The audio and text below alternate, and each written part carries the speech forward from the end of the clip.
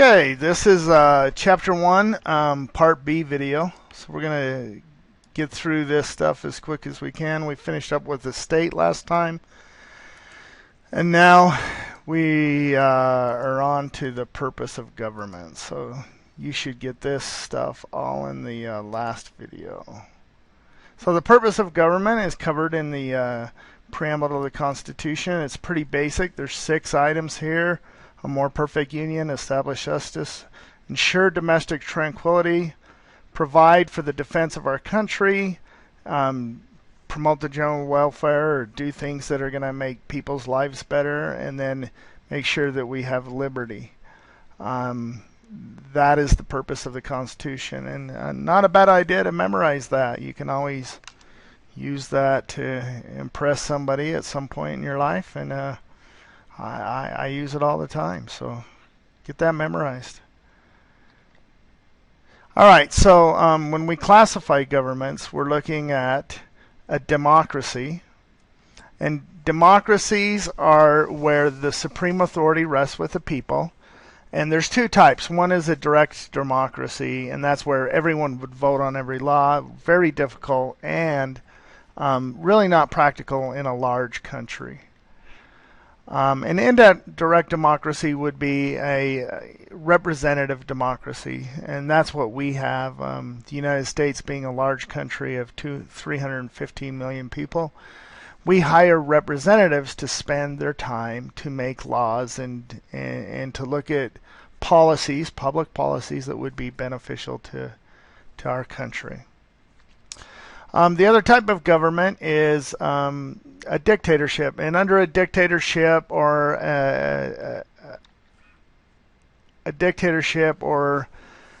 tyrannical rule or any kind of totalitarian government, the only people that really matter and the only people that really decide what the government is going to do are those that are in power. And they're basically not held responsible by the people for anything that they do. An autocracy is one with a single person, much like North Korea. And then you have an oligarchy where it's a group of people, but it's a very limited group. And that can change. The size of the group, can be either very large, or it could just be a handful of people. So it just depends on how they set up that government. But again, vast majority of the people would have no say at all on their government. Okay, another criteria for classifying governments is the geographic distribution of power. In a small country, a unitary government is very popular.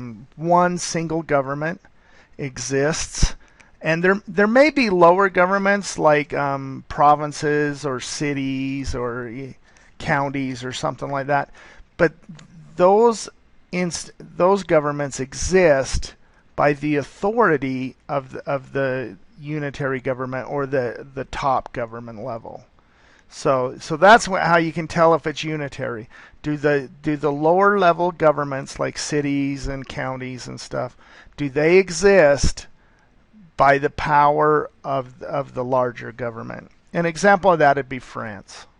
A confederate government is a loose alliance of independent states. These are the most difficult governments to make work, just because you basically have independent states that give up a little bit of power to a central government, and that's very difficult to have a government like that operates and functions properly.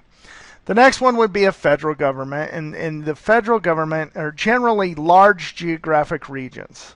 Now, the Confederation can be a large geographic region as well, although there are fewer of those than federal government. So federal government is a layered cake.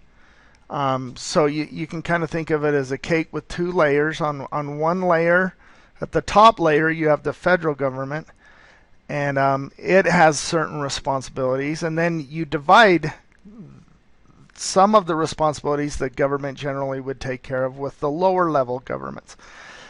Now, the lower level government in a federal government, it exists independently of the or by the same authority as the central government.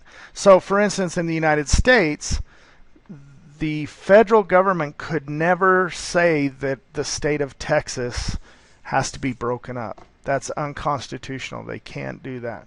So the state of Texas has certain authority and certain responsibilities that not even the federal government can overpower or can overrule. So they exist independent of one another, and generally in a large government. So, all right, here's one that this tends to give us a little bit of a problem on the quiz, and so I want you to follow along with me.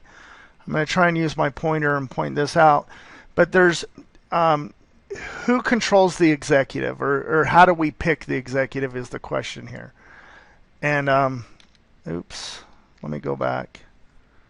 Let's see. Okay, so I got my highlighter here. So you have the presidential system and you have a parliamentary system. Now, we have a presidential system. Most democracies in the world have a parliamentary system.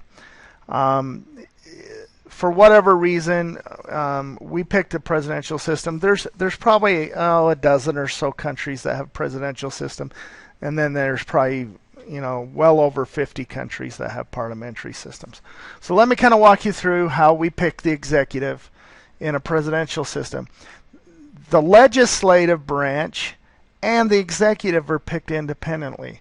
So when we go to vote, we will vote for a member of Congress, a member of the Senate, which are in the legislative branch, and then we vote for the president, who is the head of the executive branch.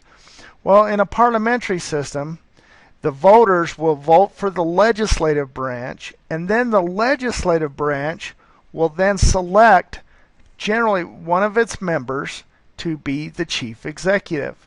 So he has the dual role of chief executive, forming a government, and being part of the legislative branch, where our president over here is separated. So notice this is a blue, purple, and blue, and so there's a distinction where the chief executive in a parliamentary system is part of the legislative branch. That seems, on the quiz, the biggest thing you need to just say is who picks the president. In a presidential system, the people directly pick the president. In a parliamentary system, the president or the chief executive, the prime minister, is picked by the parliament. So this is just a chart that shows where the power is. So unitary, you can see unitary is a little more popular. The relationship between the legislative and executive branches. So a parliamentary system. These countries all have their executives picked by their legislative, and these countries all have their executives picked directly by the people or independent of the legislative. And then again, who can participate? Democracy, and it doesn't matter whether it's a representative democracy or direct democracy, and or a dictatorship or a totalitarian government. So, all right, these are some basic notions of democracy, and you'll find this in section 3 in your book, and you probably ought to know these. So I'm gonna go over these a little bit, and I'll go over them more in class. But number 1, the recognition and the fundamental worth and dignity of every person. Every person matters. Every person in society matters, and that the law and the government treats everybody equally. So respect for equality of all persons, that's pretty basic. A faith in majority rule. Now, majority rule is great because that's what most people want, but you have to be really careful, and you have to make sure that minority rights are not subverted by the majority rule or not canceled out. In other words, we kind of have to decide what's appropriate for the majority to determine and what is inappropriate for the majority to do to the minority. Okay. An acceptance of the necessity of compromise. That's something that's really important that we seem to not be able to do as much anymore. And then the idea that we should be as free as possible.